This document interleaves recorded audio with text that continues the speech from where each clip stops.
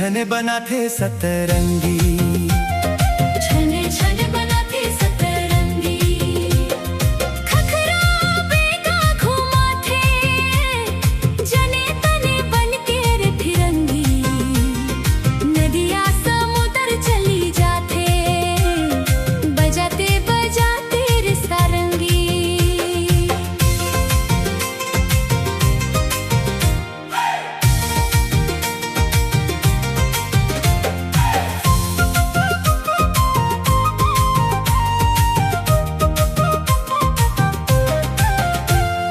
पहाड़ी के चोटी ऊपर बादल डेरा डाल थे, ठंडी ठंडी हवा चले मन वाला बहला थे।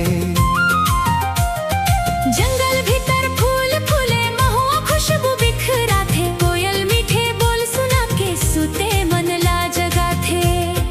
हरियर हरियर डार पात लागे, धरती नई दुल्हन जैसन। जशपुर के सुंदर रूप देख मन झूमे रे रंगीन।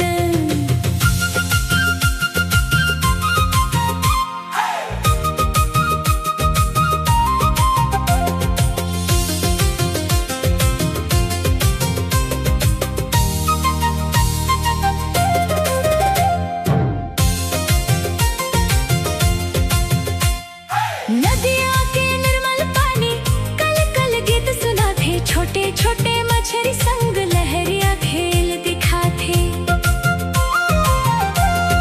धान के खेत लहरा थे, सोनवा रंग सजा थे। गांव के गली चौक भीतर खुशहाली मुस्का थे। तीज त्योहार के रंग चढ़े, बाजे मांदर ढोलंगी। जशपुर के माटी महका थे, मनवा होए रे रंगी।